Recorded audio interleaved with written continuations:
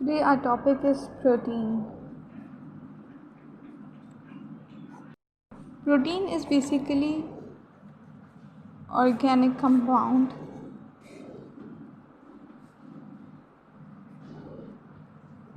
a compound that is consist of carbon and hydrogen together. What it is?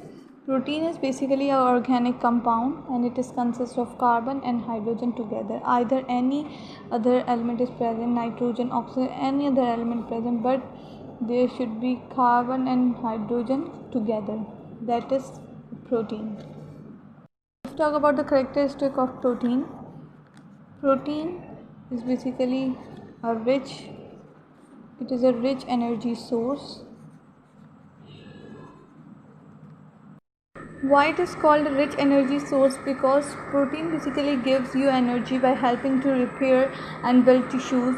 With over 10,000 proteins in our body, maintains the healthy energy level. That is why it is known as rich energy source.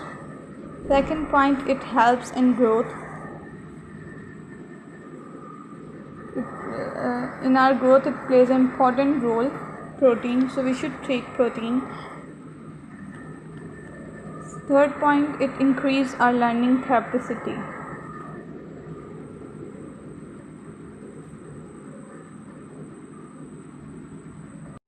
Means it helps in storing the memory in our brain, so that is why it increases our learning capacity. As per the recommendation of WHO,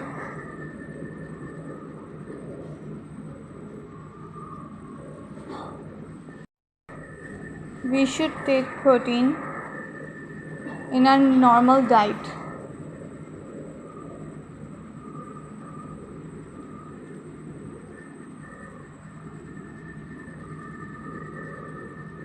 We should take protein in the normal diet, and they have mentioned the range of the protein, that minimum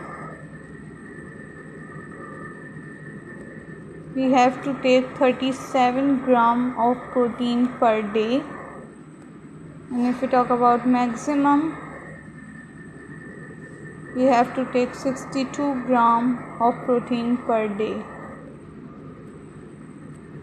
Protein is present in meat, in fish, in egg, in pulses, in fruits. So there are many sources we can take protein in our normal diet.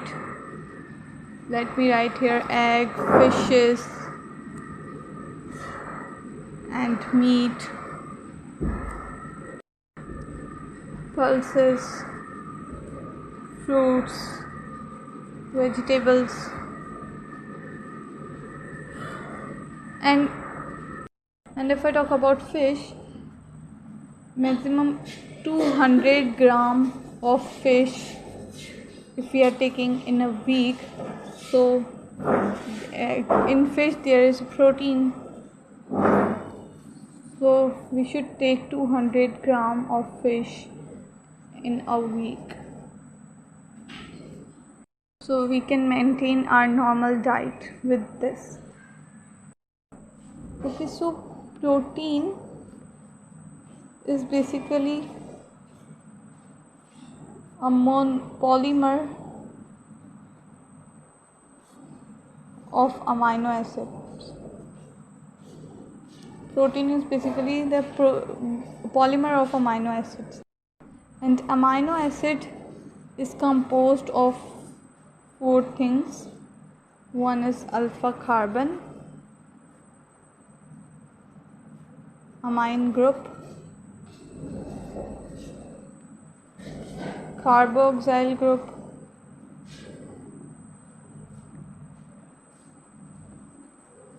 and radical.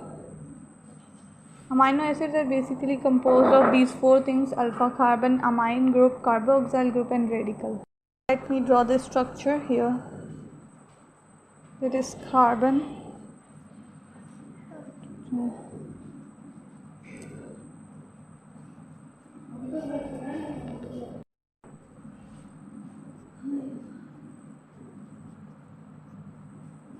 That is the structure of amino acid. First is alpha carbon. This is alpha carbon. Second, this is amine group. This is amine group. This is carboxyl group.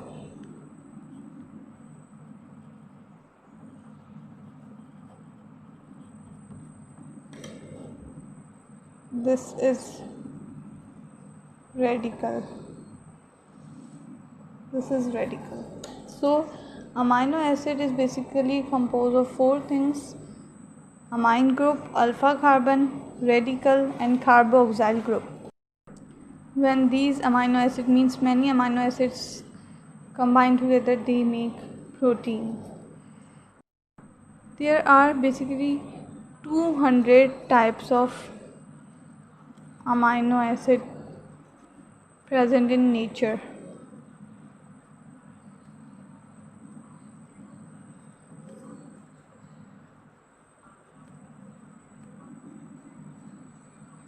In nature, if we talk about nature, so there are 200 types of amino acids that are present in nature.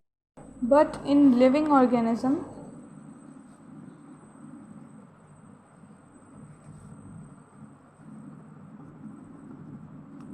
only 20 types of amino acids are present.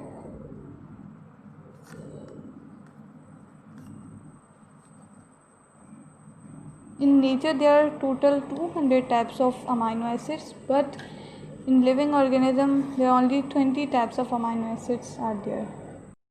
And amino acids can only be changed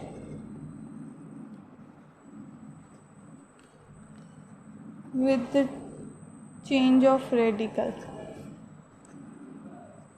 As I have made the structure of amino acid, if we change radical, so the group of amino, the type of amino acid change. So amino acid can be changed with the change of radical, and radical is basically, it is a functional group.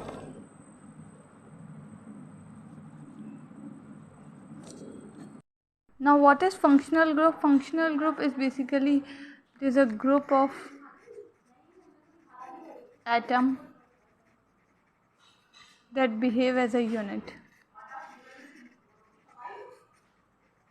That is known as a functional group. That it is a group of atoms that behave as a unit, that is known as functional group. And amino acid can be changed with the change of a radical. Amino acids are classified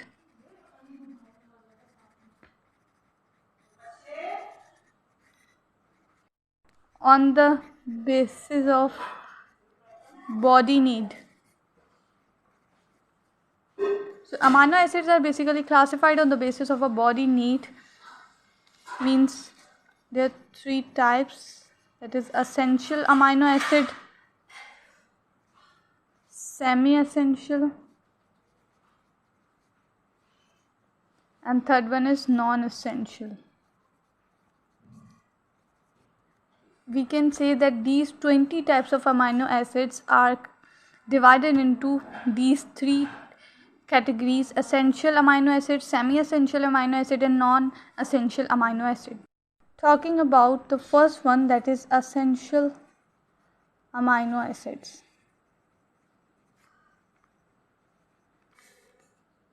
There are 8 amino acids present in it.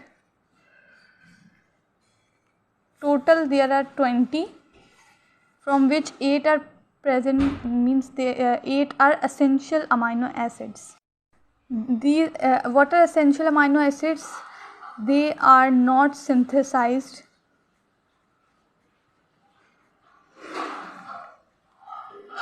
by the body. They are taken through the diet.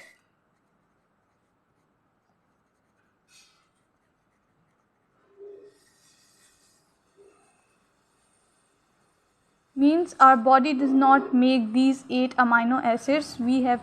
we have to take through the diet. We take these amino acids, 8 amino acids through the diet. Now if we talk about second, that is semi-essential amino acids, there are 2 amino acids that are semi-essential. From 20 there are 2 amino acids that are semi-essential, and these amino acids are synthesized by the body but not in the sufficient quantity.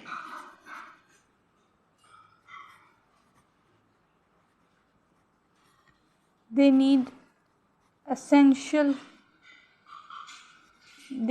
basically additionally during a growth. Let me repeat. Semi-essential, basically there are 2 semi-essential amino acids from these 20, and they are synthesized by the body but not in sufficient quantity. Means they are need additionally during growth. We have to take from the diet, any diet that we have to take additionally during the growth. What were essential amino acids? They were not synthesized by the body. We are taking these through the diet. But the semi-essential are the 2 amino acids, and they are not synthesized by the body. They are synthesized by the body but not in the sufficient quantity. We have to take additionally during the growth. Now the third one is non-essential. Non-essential amino acids, there are total 10 non-essential amino acids, and they are synthesized by the body, completely synthesized by the body. Means in this we do not need diet. Non-essential, there are 10 non-essential amino acids, and they are synthesized by the body. We do not have to need from any diet. They are synthesized by our body. So there are total 20 amino acids, from which 8 are essential, 2 are semi-essential, and 10 are non-essential. Total there are 20 amino acids, but in nature there are 200 amino acids.